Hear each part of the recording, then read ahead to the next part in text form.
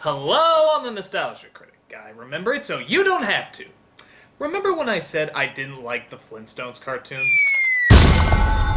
Obviously you do. Well, there's another classic old cartoon that I also find I really can't stand. Mr. Magoo. Obviously not as big a backlash. He never did anything for me because it's basically just one joke. He can't see. The rest of the time, he just sort of smiles and looks happy, so there's no real comedic suffering on his part. Or even really that much to the people around him. He falls, he misses something, but he's always okay. Where's the comedy? How does that get a laugh? The only thing less funny than Mr. Magoo is giving him a ridiculous film budget to exploit how unfunny he is. Ah!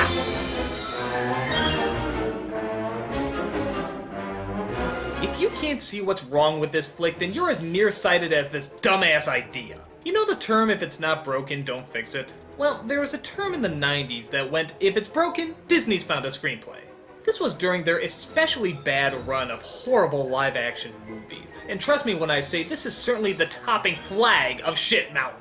It was an age where ideas to make movies out of was at an all-time low. Well, almost all-time low. Let's stumble into Mr. Magoo. Wow, literally the first second of this film annoys me. There's only 5,492 to go. Good night, Mrs. Winterbottom. Ugliest hairdo I've ever seen.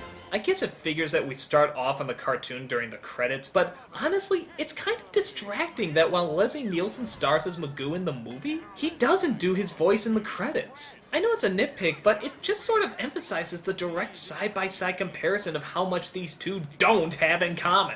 It's like if in a Popeye movie they start with a cartoon and the original voice, but then suddenly cut to someone completely different. Yo, I'm Popeye and shit. We do finally get the live-action version starring the late Leslie Nielsen, who's apparently a rich canned vegetable entrepreneur, God, there's so many, who donated a museum wing to a rare ruby. It's exquisite. No, actually it's corundum. What the hell is that woman wearing? Remind me who the nearsighted kook is in this movie? Her hat looks like a cartoon iris that got stuck halfway through. Yeah, what the fuck sauce? We see Magoo look around the museum while... Oh, he mistook something for something else. Well, let's hope that joke doesn't get old real quick. Oh my gosh. Would you look at that? What? And no, your eyes aren't as bad as his. That is, in fact, Jennifer Gardner. Pre-career, obviously.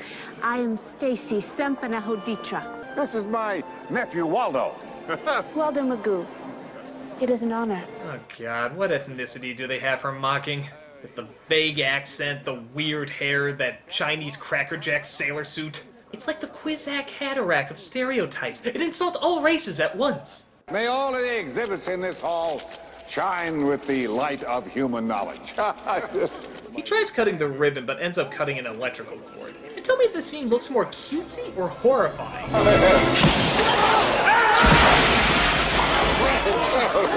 What is this, indoor fireworks? And a dozen people were in critical condition. Charming eye joke has dark consequences. Public telephone. Oh, excuse me, sir. He confuses a mummy's tomb for a telephone booth, and the door closes in behind him. Later that night, we see a children's stage play version of Catwoman and Bane trying to break into the museum to steal the ruby. Luckily, she finds some Pee-wee's Playhouse dinosaurs to hide behind as she moves forward with the robbery. By the way, you ever notice how bad movies have really poorly designed museums? Didn't Batman and Robin also have the same rare jewel / dinosaur / Egyptian art / exotic plant life exhibit? A little cluttered, don't you think? Stay right here. No, you're in no condition to move. Magoo finally comes out of the tomb. Wait, he was in that box with the mummy for 5 hours? That's more than a vision problem, that's a mental psychosis. And the robbers get away by knocking the guard into the phony styrofoam exhibit. The next day, we see that Garner is so distressed that she put on her distraught Tylenol hat, and investigators come to look at the scene. Chuck Stupak, FBI. Gustav Anders, CIA. Ernie, no.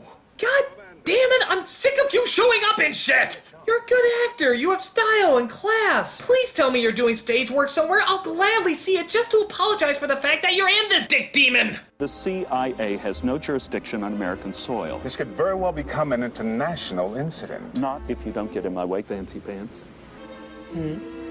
Oh no, no. You did not just Ernie Hudson! Okay, you say that for a Chris Tucker, not an Ernie Hudson! Ernie, get up! Meanwhile, we see the two robbers talk about last night's heist. There's nothing in the papers. It's a trap. They're trying to lull us into a false sense of security and then bust us when we make a careless move. That's yesterday's paper.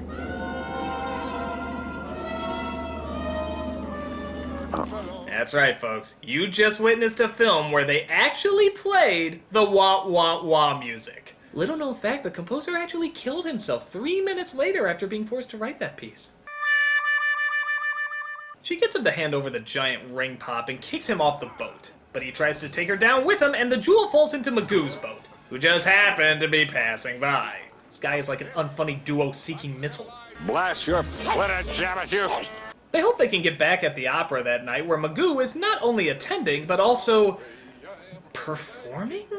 Yeah, a little confusing, seeing how we've never seen him sing, and it's never explained whether or not he can sing. In fact, according to this movie, Mr. Magoo is well-rounded enough to be put in any situation at any location, except what he actually does for a living. Yeah, his job allows him to do all this richy stuff, but we're never actually allowed to see what he does. He's said to be the canned vegetable king. Wouldn't it make sense to have him in a canned vegetable factory then? There's gotta be some comedic opportunities there. But no, fuck it, we got a castrated episode of I Spy to watch. Just spotted a conspicuous white male. Dirty clothes, needs haircut. Where? Look to your left.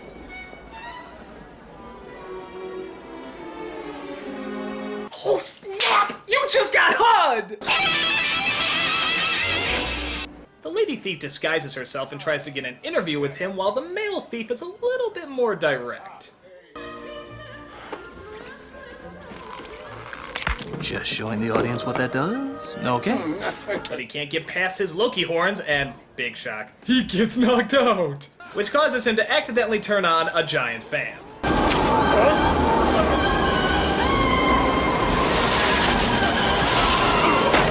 Yeah! Because if there's anything every opera performance needs with the sensitivity of the singers' voices, it's a giant, loud, hard-to-control wind machine! Why don't all opera houses have this? The next day, he meets up with the thief, still thinking she's a reporter, and she tries to put the moves on him. Trunella.